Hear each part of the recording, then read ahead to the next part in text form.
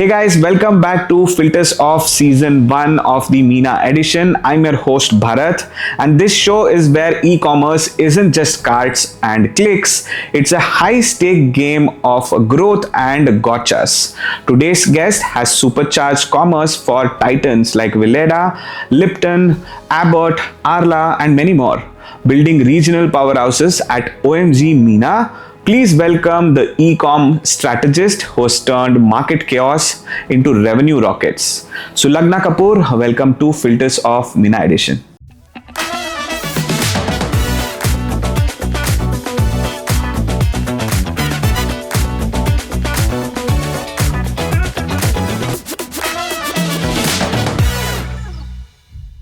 Hello Bharat, pleasure to be here. Alright, so now without further ado, let's move into segment 1, the e-commerce growth engine in the MENA market. Right, so e-commerce in MENA has exploded, but what's the real engine behind this growth beyond the hype? Okay, so before we get into an understanding of why MENA market is exploding and why we are seeing growth rates that are way above the global average, to understand that, you need to understand what numbers look like here in this market. Now, let's start with Saudi as a market, which is the biggest market here. We're talking about a 34.3 million population. The number of mobile connections in Saudi is about 48.1 million, which is about 140% of the population. What penetration are we talking about? 99%. Internet users, 33.9 million users, almost 100%. Social media usage is about 99.6%. Social media users, 34.1 million. Now, if you look at these numbers, it's glaringly coming onto your face that this market is saturated to the T. Anybody and everybody has got a mobile connection, which I find a little bit misleading because what are babies doing with mobiles, right? But nonetheless, it's still there and these numbers are vetted, verified, posted. So we're going to go with these numbers. Similarly, in UAE, the total population is about 11.3. Okay, 90% is expats. Number of mobile connections, 21.9 million, which is 195% of the population. Huge. Which means people have multiple numbers. Right. Penetration, 99%. Internet users, 11.3, which is 100%. Right. Social media usage, 100%. Social media user identities, 11.3 million. Okay. What is left of this MENA market? We are talking about the other geographies, which is Kuwait, Oman, Qatar, Bahrain. Yeah. It's about 15.5 million population. And if you look at these stats, they're at par with what you're seeing in UAE and Saudi. Right. Now, when you have a population which is extremely mobile friendly, mobile as a platform friendly, with such kind of internet penetration, you do not have a choice but to see the surge in anything digital. Right. And then secondly, it's backed by the convenience factor that is built in. So when you're in MENA, I always say in a funny way, MENA is like best of both worlds. You have everything fancy that you can bring from the Western world, and you have all the luxuries of the eastern or southeastern part of the world. Right. So you're sitting at the cusp of an absolutely emerging population, and then the affluence of the Westerners. Premium nuts. So it's just a perfect combination of everything, which means people come here, people want to follow the West, but they want to have the luxuries of the East. And they get in together to make this perfect concoction of using everything digital, everything tech, everything first. So that's the high of being in MENA. And the surge of anything digital is coming from this fundamental. Right. So surge of digital shoppers and mobile first behaviors, as you said, is huge, right? So what are the retail media networks that are rising, and what are the core growth drivers? Okay, let's talk about retail media. Retail media, before we go to retail media, let's talk e-commerce. Now we know that anything being bought and sold on an online platform is called e-commerce. Yeah. Now anything of a real estate that exists on this e-commerce sites is considered as retail media. Right. That's the classical way of explaining it. However, retail media is just not the real estate that you're sitting on within that platform. Retail media is your on-site, retail media is your off-site, retail media is in-store, your CRM, and everything else around it. So there's a whole ecosystem that's called retail media. Now, when you look at retailers, what is the classic business model, right? I buy goods from you as a brand, I make my margin, sell it out. Right. So it's B2B, B2C. That's the model. However, if you've looked at the way the game has panned over a period of time, you must have noticed that online or digital shopping became very synonymous with deal shopping. Yeah, true. Right? Even in India as well, it's Correct. same. Anything you wanted cheaper, better, more Faster. bundled, faster, it's all e-commerce. Yeah. Now think about a retailer who is sitting, a retailer and a brand, both, sitting in a situation like this and trying to make sense of it. So what are their models where they can make their money? One is classic business, Yeah. right? Wherein I make margins of you, you're a brand. I buy your brand, I have certain margins that I take off that brand, of that purchasing, and I sell it and I make that extra money. So that's my classic model of making money. Second model is, now that I've already made my money and the margins are going smaller and thinner and I barely have any room to play with, I decide to monetize my real estate, my on-site real estate. So what I then do is, that's for free to me. I mean, that's already sitting there. I'm a brand first environment. And if I can give the brand the promotion next to it, there's nothing better. Yeah. So I monetize my real estate. Right, correct. Easy. Third part is they're sitting on a treasure trove of data. First party First data. party, yeah. That first party data is unlike others. It's transactional. I know, Bharat, what you buy, how many times you buy, what is your average order value, Yeah. are you switching brands, at what frequency you're buying, all of that. So I know exactly where your money goes. At least your day-to-day shopping, whatever my platform is providing you, I have all that transaction information with me. Yes. So I know Bharat is capable of A, B, C, D, E, F, G, H. Yeah. So therefore, Bharat can be a persona for me. So then the third part I come is to monetize my audience. I know what my audience does. I know if this audience is going to be suitable for somebody else. Also to remember, something is, the digital space is shrinking. If you look at offline spaces, you look at online spaces, where is the shelf space? When you're scrolling on your mobile, you see 1, 2, 3 listing. How many people are shopping from web? According to MENA, less than 30%. Okay. So if around 80 odd % is shopping from apps, even if you search, how many brands are you seeing? Barely any. So one part is, we have to understand the real estate monetization from two aspects. One is, I'm only going after endemic brands where I can complete a purchase on site. On site, on the platform, Okay, yeah. but I'm losing out on everything non-endemic. What is non-endemic? We're talking about Cars, tourism, automobiles, insurance, banking, you name it. Yeah. Things that you can't buy, but there are businesses which are massive and you're not being able to tap into them.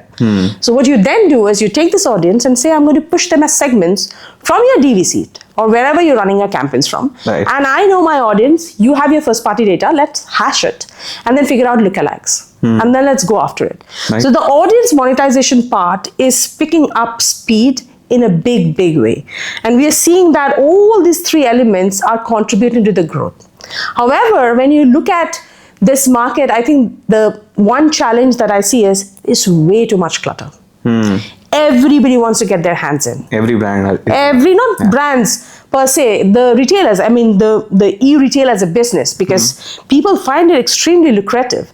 And what is also happening to the new age retailers, they think that this is a money-making machine because you become a publisher suddenly, Yeah. right? Yes. You're no longer a retailer, Yes. right? So I think all of this put together is what is kind of pushing or, creating that force for retail media to reign in the region. Additionally, I also understand that for brands, there is nothing better than partnering with some place or some customer. For a brand, a retailer is a customer, right? I'm selling into you. So partnering with a customer is the best thing to do because I want to sell my goods, so does you, right? As a retailer. Yeah. So if I can bring in my co-marketing funds, co-op marketing funds, then we run this together. And I get to see what you do. You give me measurement, you give me transparency, you give me a closed loop understanding of where my money went and what my money got me. Right. So it's like a perfect ecosystem when it comes to why retail media is flourishing globally and locally definitely. Right. All right, Sulagna, let's go to segment 2, campaign launch platforms, the next frontier, right? So Mfiltrate is building a campaign launch platform. From your vantage point, what are the gaps in how brands launch e-commerce campaigns in today's world? So if I were to tell you that every platform in the region have their own ad tech tool in place, which means that your self-serve console has to run on the tech provided by the retailer. Right. And therefore you're launching campaigns from their console with their tech and getting their measurement, their reporting, their recommendations. Yeah. Now, the self-serve consoles that are available in the region, of course, it's Amazon. Yeah. Goes without saying. Then we have Carrefour, which is powered by Criteo, white labeled solution for Carrefour. Then you have Talabat ads or Delivery Hero ads. It's called different in different regions, which is Hunger Station ads in Saudi and Talabat ads in UAE. Then you have Noon ads. Okay, these four are the fundamental self-serve consoles. Self-serve consoles. Of course, everybody else is managed media. So you have self-serve consoles, yes, which means that if my biddable resource, when I call them biddable resources, the people who are running my campaigns have to log in. They have to log in into 5 or 4 consoles at the same time, right? Yes.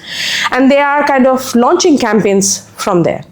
What is happening is, how do I have control, or how does that one person who's launching that particular campaign have any control about what they're doing as running the structures or the optimizations or managing the performance? If you have 5 consoles open in front of you, it's like heavy duty gaming. Right? So it becomes very, very tricky because this market is so fragmented and there is serious issues with uniformity with the kind of consoles that we've been running. It's very important to figure out one single source of truth. A unified source. Unified. So what we can do then is we bring in all these consoles into a single platform and run campaigns one shot. Right. Then I can be mindful about the fact that my person or my team that's running those campaigns has visibility across everything on one single window. Source, window. Right? So I'm looking at my structures, which will change depending on the capability of the platform. When I'm saying structures is my the campaign structures that we are running. We are looking at how I'm running recommendations, because there are certain agreeable viewpoints with each brand running their campaigns on each of these retailers, right? Whether there is a ROAS target, there is a CTR target, or there is a sales target that we're chasing. So if I know that my benchmarks are set, that means my benchmarks are set for everybody. Because for the client, end of the day, it's the same thing, right? I will probably get a category benchmark from the particular retailer. However, it's not going to be too glaringly different from one another. Right. So what I then need is, I need one console to run all my campaigns, to run all my recommendations, and to find all my stuff in one place, see one view. And then I'm sorted. I know what's going on. That's the reason this platform is of so much importance and needed, because everybody else is working with Amazon, because of course it's gold standard for retail media. But it doesn't mean they're be all end all. You also need the balance 4 or 5 retailers that you have, and they're huge in the region. Right. So what do you think is an ideal unified launch workflow? What do you think? How should someone solve this? So we are working with Mfiltrate on this. We are kind of partnering to build up one unified ad platform, which we are calling as UAM, which will gather all these insights and run campaign from one single source. We are trialing it as we speak, and I'm hoping to see some great results. Great. That's really great to hear. And what do you think is the future of agency versus an in-house campaign? How is it going to be different compared to an agency running it versus an in-house client running it? I've watched this cycle play out repeatedly. Brands often swing between in-house and agency models. It's part of the revolution. Agencies bring in deep specialist teams, skilled in media, measurement in technology, delivering at scale. They're usually closer to the next breakthrough, because innovations are often developed or tested with them first. In-house teams inevitably play catch-up, waiting to learn from the outside trends. Ultimately, the struggle centers on control, knowledge, and cost. And the balance of those trade-offs determine who leads campaign orchestration. Yeah, true. I think it's about the expertise, and on top of that, the amount of time that they have put in to, kind of get there, right? So versus an in-house team might take a lot more time rather than an agency which has done it for multiple categories of clients. It's very tricky, Bharat, because I've seen brands being extremely successful in this model, and I've also seen over a period of time where things have fallen apart. So there is no concrete or a foolproof way of saying that this is going to work and this is not going to work. It depends on the motivation of the client side. It also depends on the quality of the team on the agency side. So you're playing with people across both sets. So it's very important that you understand what balance or what perfect concoction really works and really makes it, play music. Yeah, true. That's true. All right, Sulagna, let's go to segment 3, attribution in e-commerce, right? From clicks to customers. Attribution in e-com is messy, right? How do you separate vanity metrics from true impact? What do you do? See, measuring incrementality instead of last click bias in retail media campaigns, one can get lost in all the vanity metrics, right? Or cut through. If you want to cut through the clutter, just focus on what matters. Yeah. Now, I want to just delve here. Why is anybody doing business? Anybody? Profits? Sales. Hmm. Profits come at the end. That's bottom line. Takes a long time to get there. Okay? So if my end game or my end goal is sales, I have to focus on sales first, which is uplift or incrementality over a period of time, right? So retail media campaigns are considered lower funnel activations and are directly measured by conversion metrics, right? Impressions, clicks, CTR, ROAS are all good to have, but what matters most is sales volume and value before and after the campaign. It's as simple as that. Yeah. That's the true reflection of what media investments drove. Right. They cannot be anything else because ROAS is a tricky metric, right? So you decrease on the spend, your numbers start looking pretty. That doesn't mean you got your numbers. Yeah. Right? Click-through rate is a good example of saying, oh, my engagement rate was good, which means people are resonating with my brand or my asset or my creative, right? But again, I touched you and went. That doesn't mean anything, right? Clicks is also an indication of engagement. I'm considering you, but I really don't know. Impression is very far-fetched, right? I kind of pass. It's like a billboard you're crossing. I mean, you see a Louis Vuitton. How many of them are buying it? Correct. Right? So these are the things that are very important when you are talking about measurement or understanding those matrices that exist in the system. Right. So also, how should someone, be looking at measuring incrementality instead of last click?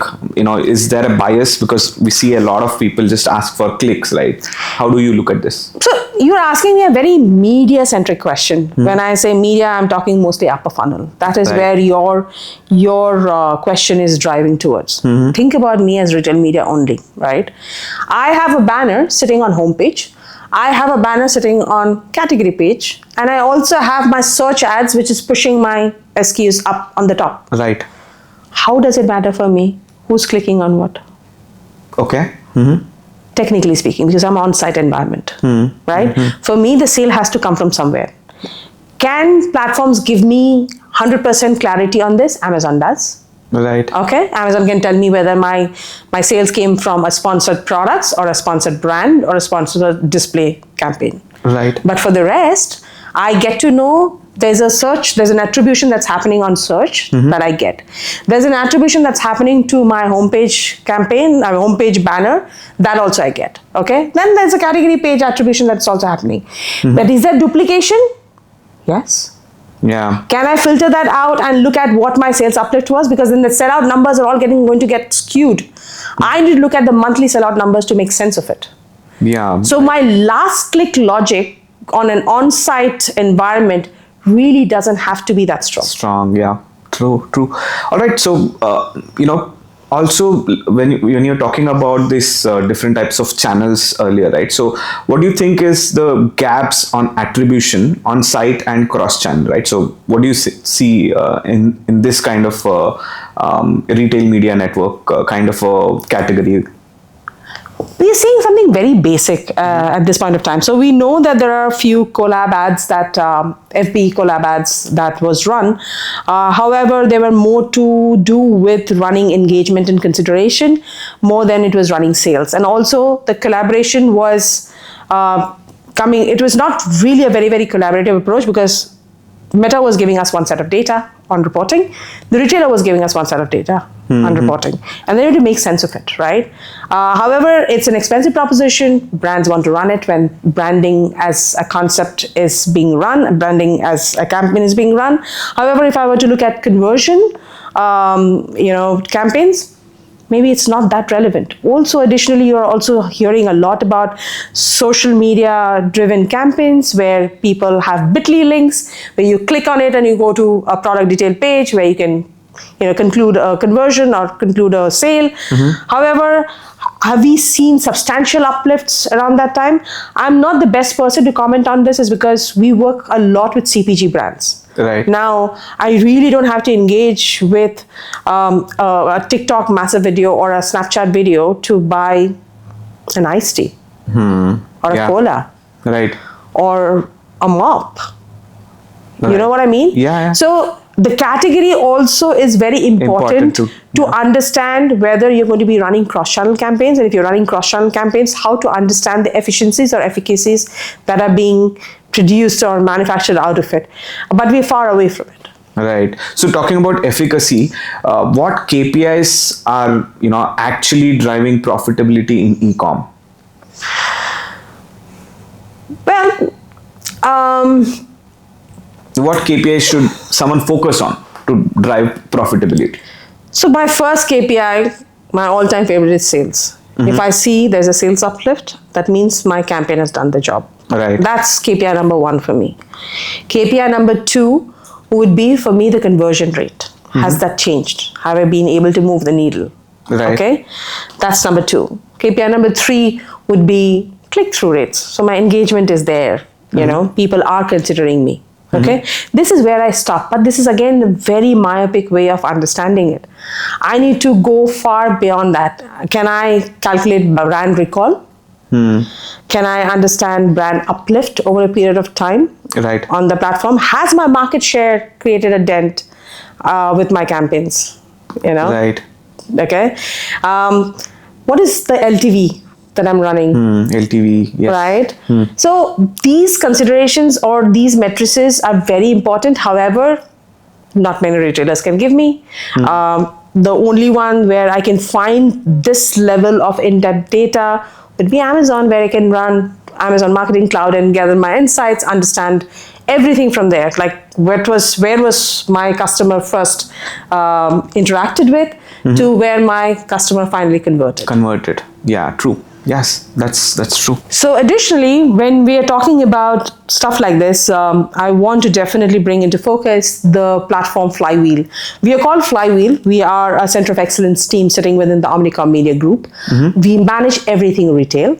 Flywheel as a platform can give you this kind of insights, deep driven insights, where you understand how your brand is performing within the platform across all key matrices.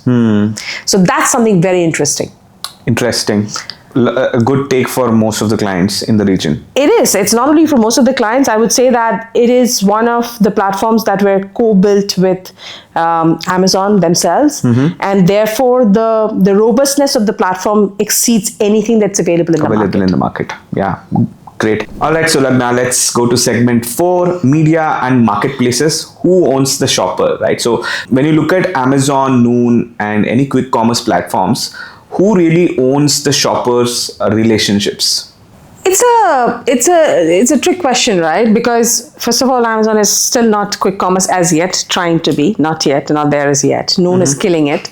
But the shopper relationship essentially is held by the retailer, right? Because they are these huge marketplaces that bring in the traffic, that has the reach, that has an established trust in the process, and they own those relationships, and that's the reason you'll find brands leaning so heavily on them. right?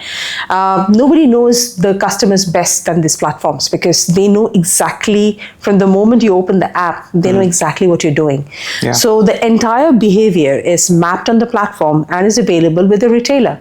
And that is one bone of contention that a marketplace or any of these platforms, public platforms, have with D2C sites, right? Because you don't own the end-to-end game. There is the platform and its mechanics that manage it for you. Right. So, what are the trade-offs between platform dependencies versus brand-owned D2C websites? What do you see? So platform dependence is the easy part, right? So I mean, you are from India, so am I, and I'm Dubai, and so are you. In any crowded neighborhood, you will find a mall next to it. Why? I already have the traffic. I know where they're going to come to. And they're going to come to one place. There are going to be very few takers for standalone stores, right? I want to be in a place where people are already in that mode of shopping. They have their wallets out. Right. That's a mall in the physical world for you. And that's an e-commerce site in the digital world for you. Right? So this is something very innate of human psychology, that we always follow a herd mentality. I want to go where everybody else is going. I want to belong. I want to be part of it. It's also the community feeling that actually comes across. So where are these traffics being hoarded? These platforms. So for a brand, you're my easiest go-to. You have the traffic, you have my customers sitting with you. Why do I need to shop around? Right. So for mostly CPG brands, you will find the extreme affinity to go to a platform that's already established, has the trust inbuilt, has the operations inbuilt, and I just want to go and sell my product there. Yeah. I don't want to take the headache of all the operations and setups and everything. But D2C also comes with its own merit. Again, you can't rule it out. But D2C comes with its own merit, but at a cost. The brand has full control over the entire consumer experience and value chain. Yeah. They interact with their customers, create a community, foster loyalty. Avoiding intermediaries also means no diluting margins, right? Works for brands that are established and niche. Yes. All the top high street brands, you'll find it. They want to control the end-to-end experience the customer is having. But the uphill struggle will always be there. Where do I get my traffic from? How do I ensure people are visiting me as much?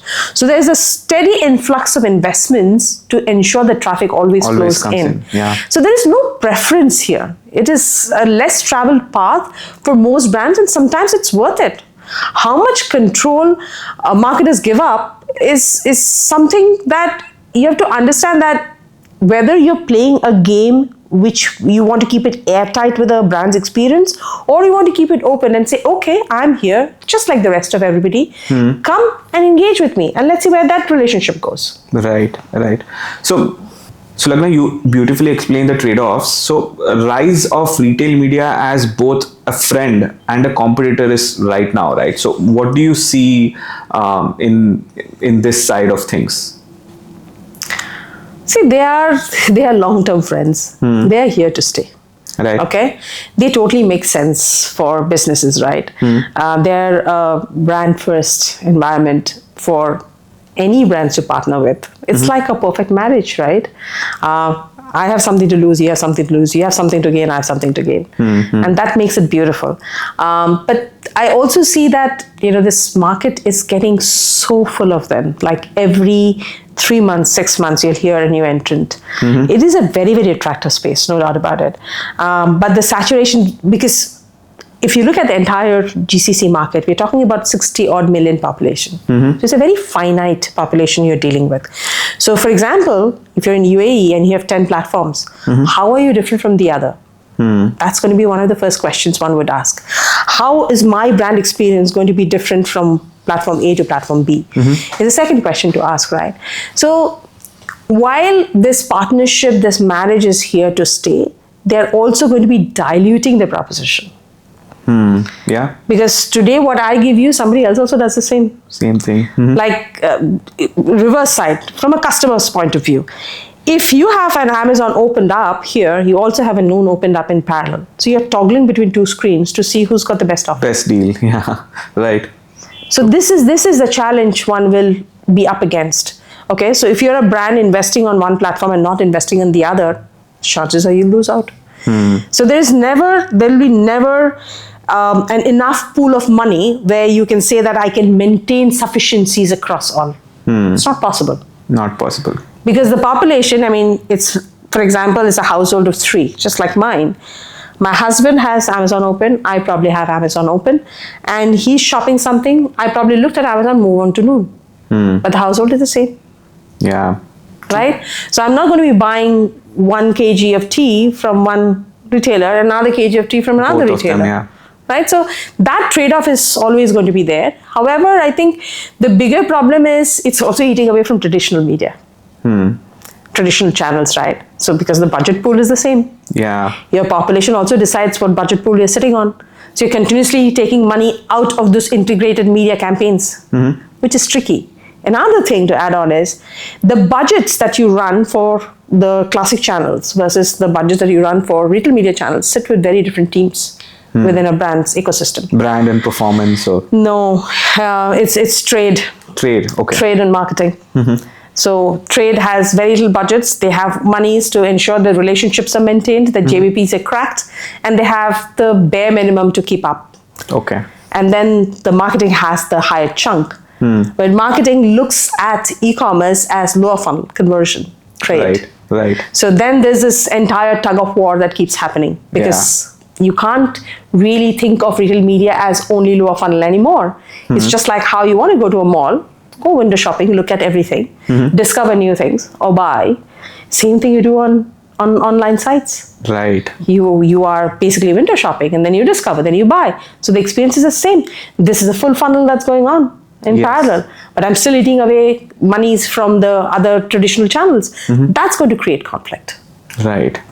Very well explained. All right. So Sulagna, let's go to segment 5, right? Fraud in context, the hidden leaks in the e-commerce budgets, right? So fraud in e-com isn't about DSP placements alone. What are the practical risks brands face today on e-commerce? So when you look at e-commerce on-site, and I keep coming back to on-site, is because this is where the maximum action is. Off-site is still kind of low on adoption. Very few, retailers are offering. So it's not something that has a precedence where I can comment on. However, when we're talking about on-site issues, we know the barriers to entry are fairly low. In the market, and that's a win-win, right? So you're actually promoting small and medium scale enterprises to enter and kind of build a business ground up, but at the same time, because there is the controls are far lesser as compared to what it should have been, you're not really running a filter where you're checking whether those guys are legitimate sellers, if their brands are legitimate, if they're counterfeit or not, are they authorized sellers or not. You don't look into any of this. Right. So I have a client from electronics, and the client's main issue is protect me from all 3P resellers. Okay, they're not authorized. I don't want to fight against my competition. I'm good in my space. I'm doing very good business. But I want to be protected from the third-party unauthorized sellers. Because if I'm going to be spending money, they want to get to leverage from it, right? I don't want that to happen. So that could be one bone of contention that we're talking about. But the thing is, with counterfeit, I've seen brands have ignored it for way too long. See, when the overall business cascades, when a entire production comes out and then you understand the different avenues through which you sell, the logic of sales becomes so much larger than life that they forget how the goods are cascading down. Right. So you're selling to a wholesaler, you do not have the control over the wholesaler is probably selling to further distributors, and it cascades down, and down. So anybody with relatively a decent inventory can open a shop and start selling. Nobody's stopping them. Nobody stopped them from buying in the first place. I also have a brand which is very interesting, massive CPG brand, and they're heavy spenders, right? And they are up against this distributor wholesaler who's selling Turkey-produced goods in Dubai. Okay. And the same brands are at least 30-40% cheaper. And these, I'm talking masstige brands. Okay. They're not something that you're like seeking after anything. These are like your regular detergent, your hand washes and stuff like that, like basic. same brands Okay. coming from two different markets. Two different markets. Boiling down into one market, and you're fighting against each other. So these problems are real problems. That is something that we see in the MENA market quite a bit. Right. Why fraud matters as a cost efficiency issue, not a headline issue? See, there is a risk of fraud across the entire e-commerce value chain. Okay, that happens across all markets, right? Stolen cards, account takeovers, lost and damaged shipments. They are real problems. There's something that maybe in some capacity all of us have experienced it, more so back in India than here. Yeah. If it's not addressed, it can kill the reputation of the platform. Goes without saying. However, in MENA market, I'm of the opinion, because the law and order is fairly strong and strict. Yeah, very strong. And there's very strong frameworks put around it. Huge penalties. Exactly. Yeah. So there's not much of this that we get to experience in this market. Compared to an India. But does it mean it doesn't happen just because I haven't experienced it? Maybe the answer is no. So therefore, I would say that we have to stay vigilant. I mean, you have to ensure that the experience you are handing down to your customer is foolproof. You do not have a room for any spillage. Right. True that.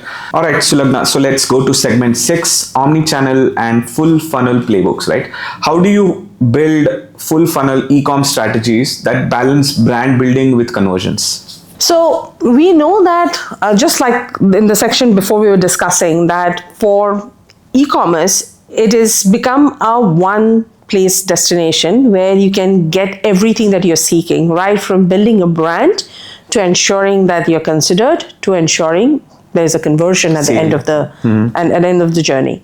Now, when we're talking about this entire dynamic, we know that platforms that are available in the region are ramping up their capabilities. Like most of them now have video capabilities, which means I can run a video ad. And like they say, there's 88% engagement on video ads as compared to static assets, right? So, for example, if I were to be in a business as usual period, maybe I'll go easy because the assets and the investments that are required to run these activations are quite heavy. But for key consumer periods where people are kind of hoarding into these retailers, especially for Ramadan sales, for Prime Day, for White Friday, Singles Day, these are these key moments where people will go to the site to see what deal is out there, right? Yeah. So yes, an end-to-end campaign can be built. We think about running video assets on the homepage where we have the engagement and we have them hooked on. And then once that is clicked, you go into the category page where you have your sponsored brands kind of positioning secured, where you know that the moment you've typed your keyword, you are showing and you're being engaged with, and then you have your sponsored ads, sponsored products kind of a campaign, or product listing ads as they call it across other placements, is where you're using your search capability, you're having your always on search. So you're packing it up completely, right from the moment the person lands on the homepage, going into the category page, finding you in the category page, and finding your SKU boosted on the top. Right? Even at the end of this, supposing you've still not considered, you're still on the checkout page where you're adding, you're finishing your basket, and there's checkout items, just in case you forgot. Right? So it works beautifully. Additionally, you can use CRM assets to run emailers. You can run pop-up notifications. You can run gamification, like get more engagement. Can I incentivize my consumers to engage more with me? I can do all of that on an e-commerce platform end to end. And the results are a beauty. I tell you, because this is a closed loop ecosystem. I know where I started. I know how much I paid. I know the matrices along each of these assets that I played with. And I have attribution for every. Right. That's true. And so you talked about, online, right? The funnel and, video ads. How would anybody looking at, blending offline activations with online sales? What should someone do? We run omnichannel campaigns in the region quite frequently. The consumer journey is no longer linear. And it only makes sense to meet them where they want to be met at. Right. Correct? So searching online, buying offline, gamification online, again doing it offline. Sampling offline and sampling online. Our business as usual. Right. Because that's the only way you can make this journey, some kind of synchronicity that you can get in the due process. So shrinking digital shelf space is giving birth to touch points closer to point of sales, right? In-store media allows brands to stay very, very dynamic with their creative stuff, right? And that makes this thing far more interesting. It has got the capability to understand the audience, or get to the audience that linear TV sometimes struggles.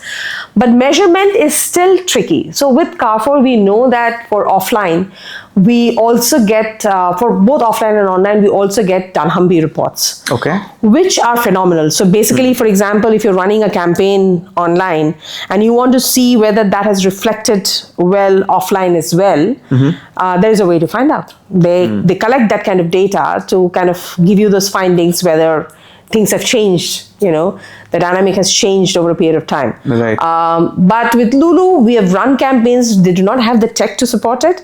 But we definitely know that it has a direct implication because Lulu is more offline heavy. They do have an online presence, but their online presence is more to, I would say for a standalone online business for Lulu is still work in progress. Just complement the offline. Exactly. It's more complementing the offline.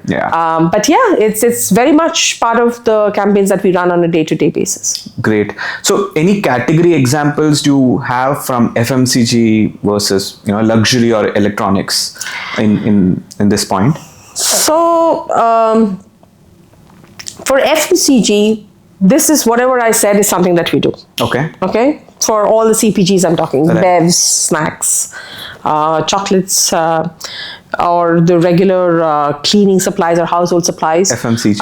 Everything. So anything CPG, FMCG products that you're talking about is something that adheres to what I just chatted about.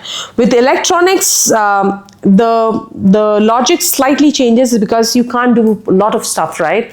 So while you can marry the online and offline activations, but the CRM kind of activities and stuff are fairly lower. Okay, they're not at par. Of course, look at the ASP of the item, right, as compared to a CPG. So can't marry apples to oranges, right? Right. True. So what's one e-com growth hack you once championed, right, but now think it is overrated? ROAS. That almost killed me. Yeah, because see, for most brands from client side, they do have ROAS guardrails, and for the longest period of time, it was very important to cross that guardrail towards the north and not go south. So it became very tricky for them to understand that ROAS cannot be an appropriate metric to understand performance on a platform. Only metric.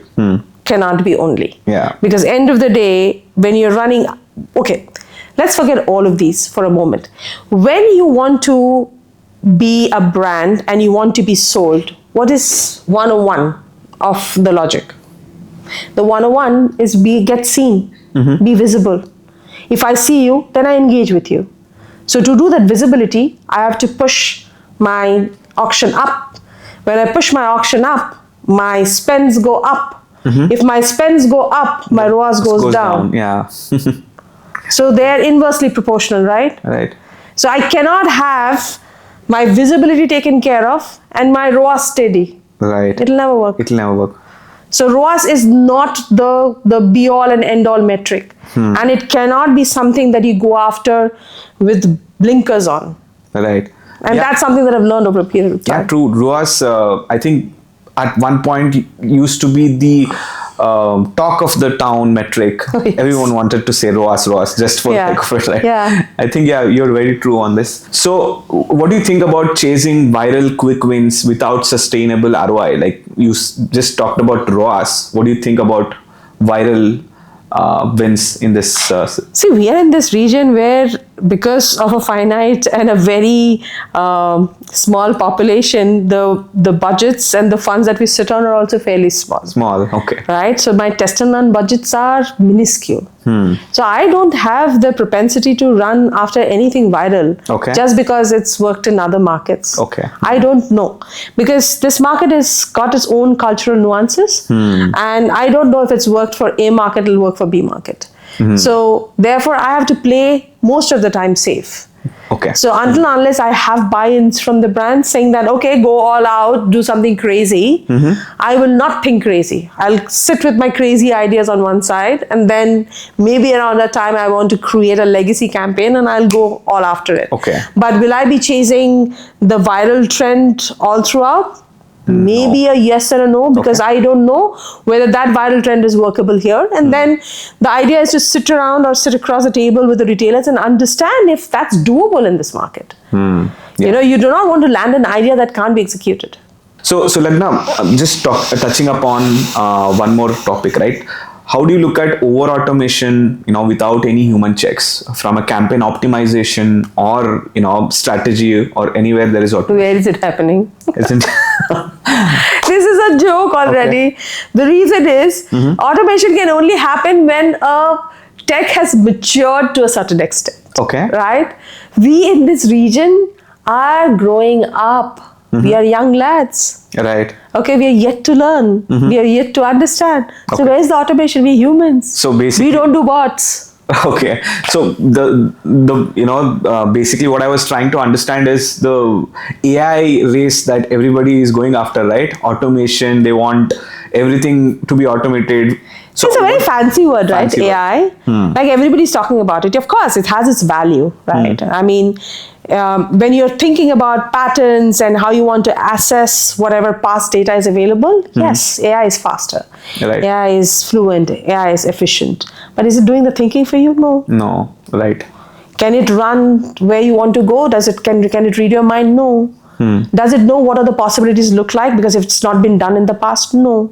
Right. So without human intervention, forget now, even if this market was mature enough, I don't believe that human intervention can be taken away. That's not happening. Right. All right. So Sulagna, let's go to segment 8. Again, this is one more fun segment for me personally.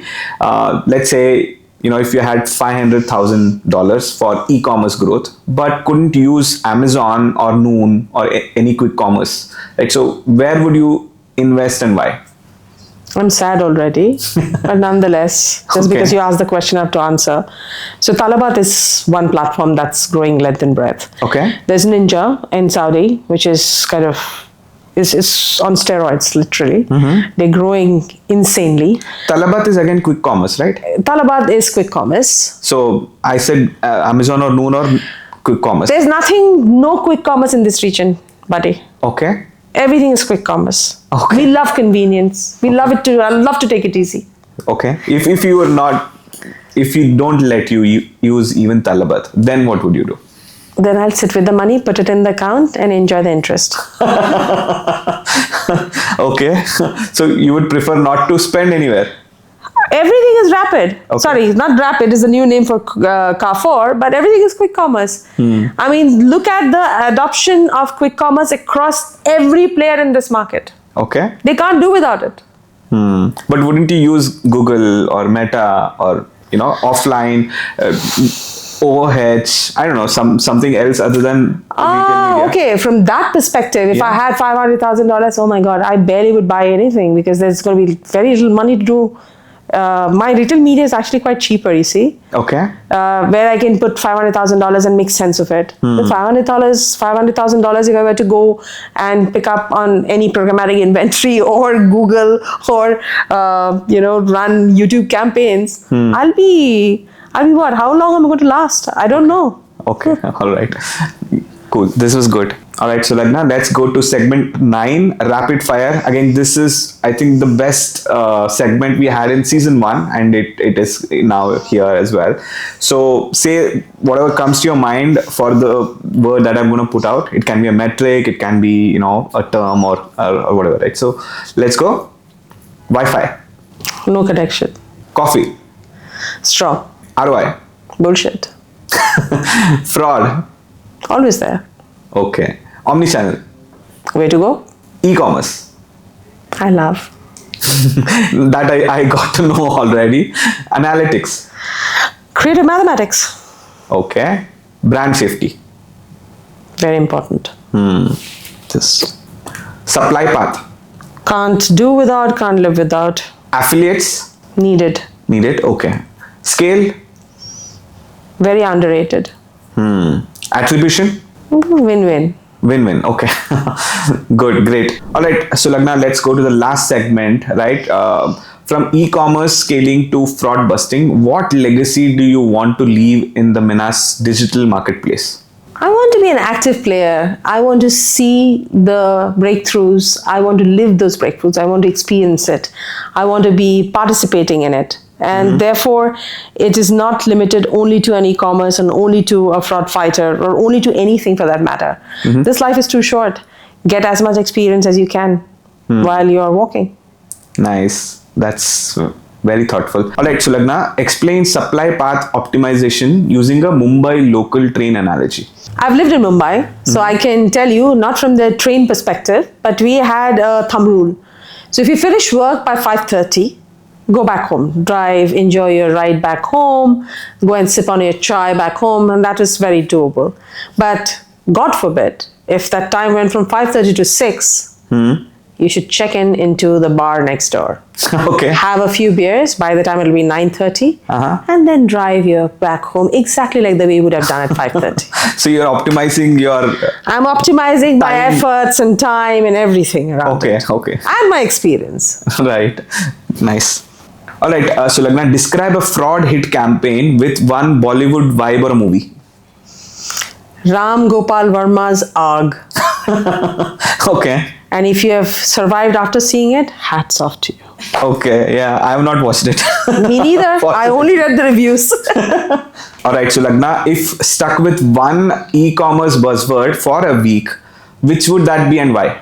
No ROAS, only sales. Okay. Talk sales to me, I understand the rest. Right. Talk ROAS to me, that's the door. Okay, nice. All right, Sulagna, let's go to a tongue twister now. Okay, you need to repeat this 5 times without taking a breath. Okay, are you ready? Trying. Okay, Sulagna's savvy supply path strategies smash sneaky scams across scalable e-commerce spheres. You really wanted me to memorize this while you were saying it? You want me to say it again? No, I want you to show it to me again.